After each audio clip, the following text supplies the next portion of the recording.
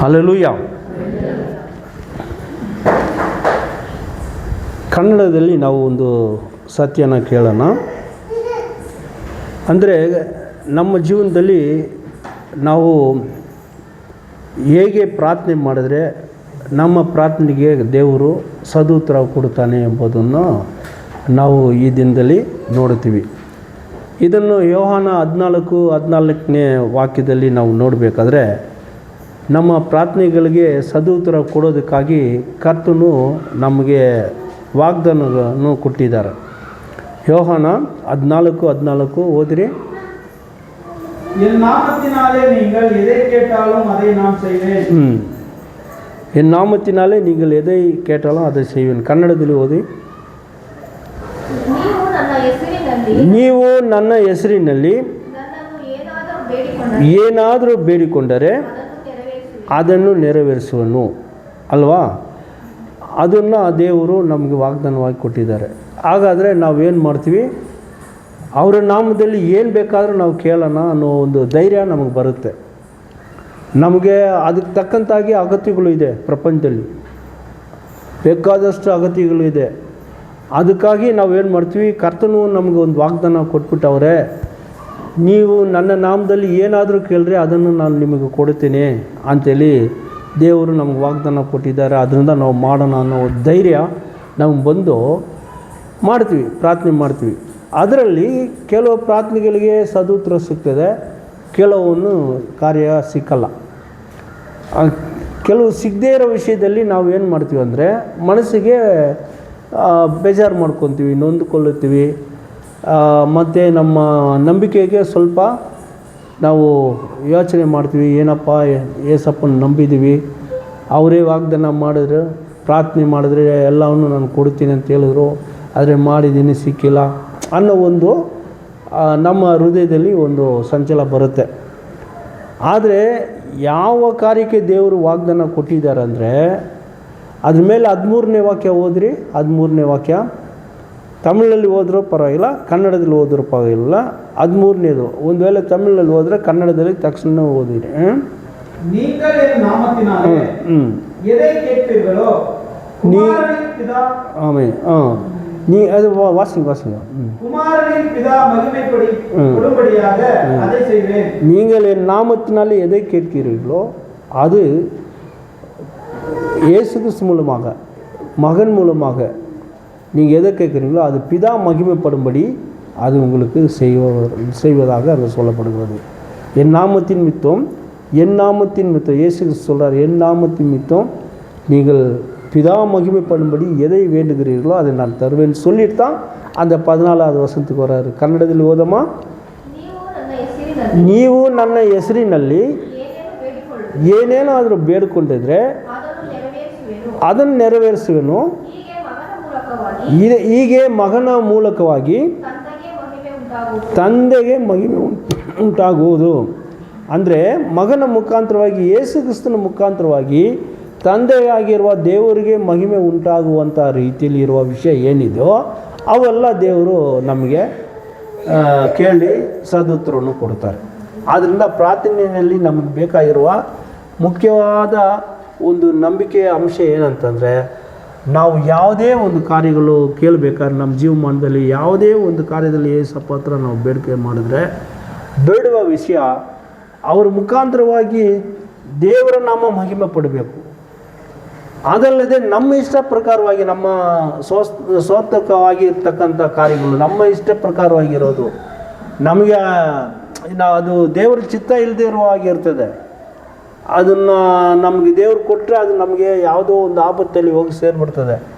ಇದೆಲ್ಲ ನೋಡಿನೇ ದೇವ್ರು ಏನು ಮಾಡ್ತಾರೆ, ಅವರ ಚಿತ್ತ ಅನುಸಾರವಾಗಿ ಏನು ಇದೆ ಅದನ್ನು ಅವ್ರ ನಾಮ ಮಹಿಮೆ ಆಗುವಂತೆ, ಅವರಿಗೆ ಮಹಿಮೆ ನಮ್ಮ ಮುಖಾಂತರವಾಗಿಯೋ ಏಸಪ್ಪನ ಮುಖಾಂತರವಾಗಿಯೋ ದೇವರ ನಾಮ ಮಹಿಮೆ ಆಗುವಂತೆ, ಅದು ಮಗನ ಮುಖಾಂತರವಾಗಿ ತಂದೆ ಮಹಿಮೆ ಪಡುವಂತೆ ಆ ಪ್ರಾರ್ಥನೆಗಳಿಗೆ ಆತನು ಸದುತ್ತರವನ್ನು ಕೊಡುತ್ತಾನೆ ಎಂಬುದನ್ನು ಅದನ್ನು ನೋಡ್ತೀವಿ.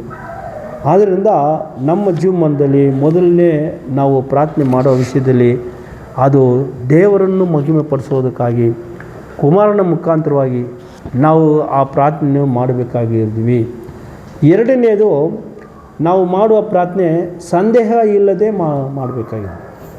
ನಾವು ಅದರಲ್ಲಿ ಏನು ಮಾಡಬಾರ್ದು, ಡೌಟ್ ಪಡಬಾರ್ದು, ಸಂದೇಹನೇ ನಾವು ಪಡಬಾರ್ದು.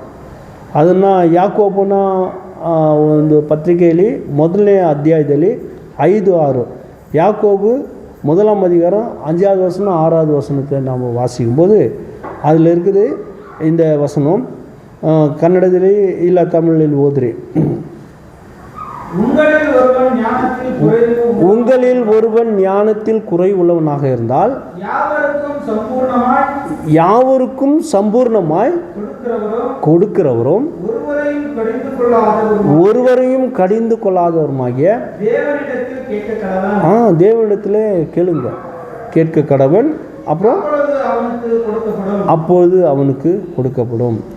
அப்போது அதாவது அதில் நம்ம பார்க்குறோம் தெளிவாக, உங்களில் ஒருவன் ஞானம் குறைவுள்ளவனாக இருந்தால் யாருக்கும் சம்பூர்ணமாய் கொடுக்குற தேவனிடத்தில் கேட்க கடவன். அதுவும் அவருடைய அதை கேட்கும்போது அதாவது அந்த கீழே வசனம் வாசிங்க, கேட்கும்.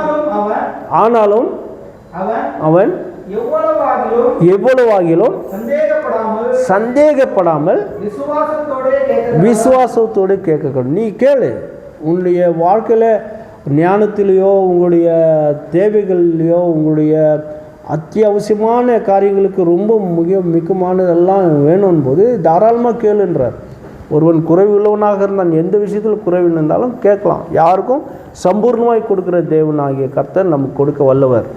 ஆனால் அதை கேட்கும்போது கொஞ்சம் ஒரு எல்லளவு கூட சந்தேகம் இல்லாமல் அவர் கொடுப்பாரா கொடுக்க மாட்டாரா, அவர் செய்வாரா செய்ய மாட்டாரா அப்படின்ற அந்த டவுட், அந்த சந்தேகம் இருந்துச்சுன்னா அப்போ அந்த சந்தேகத்துக்கு பதில் கிடைக்காது.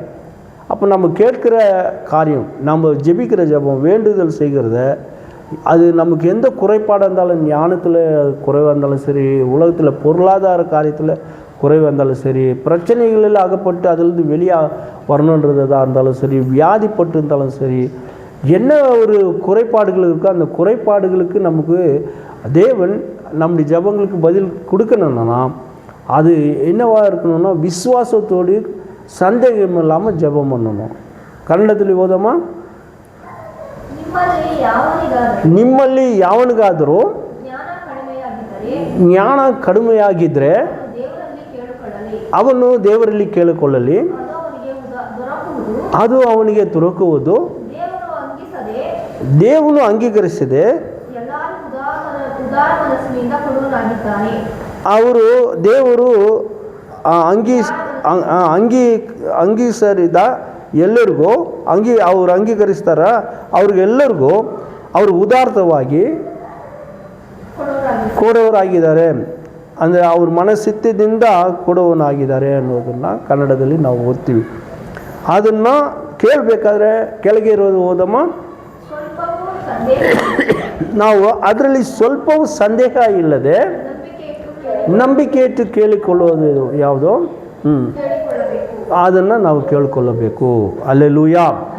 ಅಂದರೆ ನಾವು ಕೇಳುವ ವಿಷಯದಲ್ಲಿ ಯಾವುದೇ ಕೊರತೆಗಳಿರಲಿ, ಯಾವುದೇ ನಮಗೆ ತೊಂದರೆಗಳಾಗಲಿ, ಹಣ ಕಷ್ಟಗಳಾಗಲಿ, ಅನಾರೋಗ್ಯಗಳಾಗಲಿ, ಅಥವಾ ಜ್ಞಾನ ನಮಗೆ ಕಮ್ಮಿ ಇದೆ ಅನ್ನೋದ್ರಲ್ಲಾಗಲಿ, ನಮಗೆ ಪ್ರಪಂಚದಲ್ಲಿ ನಾವು ಎಷ್ಟೋ ಹಿಂಸೆಗಳಲ್ಲಿ, ಸಮಸ್ಯೆಗಳಲ್ಲಿದ್ದೀವಿ, ಬಾಧೆಗಳಲ್ಲಿದ್ದೀವಿ, ಸಂಕಟಗಳಿದ್ದೀವಿ.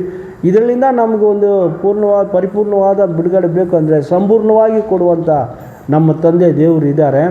ಅವರ ಹತ್ರ ಕೇಳಬೇಕಾದ್ರೆ ಒಂದು ಸ್ವಲ್ಪನೂ ಡೌಟ್ ಪಡಬೇಡಿ, ಸಂದೇಹನೇ ಪಡಬೇಡಿ. ಒಂದು ತಂದೆ ಹತ್ರ ಮಕ್ಕಳು ಹೋಗಿ ನಂಬಿಕೆಯಿಂದ ಕೇಳ್ತಾರೆ, ನಮ್ಮ ತಂದೆ ಅದು ಖಂಡಿತವಾಗಿ ಕೊಟ್ಟೇ ಕೊಡ್ತಾರೆ.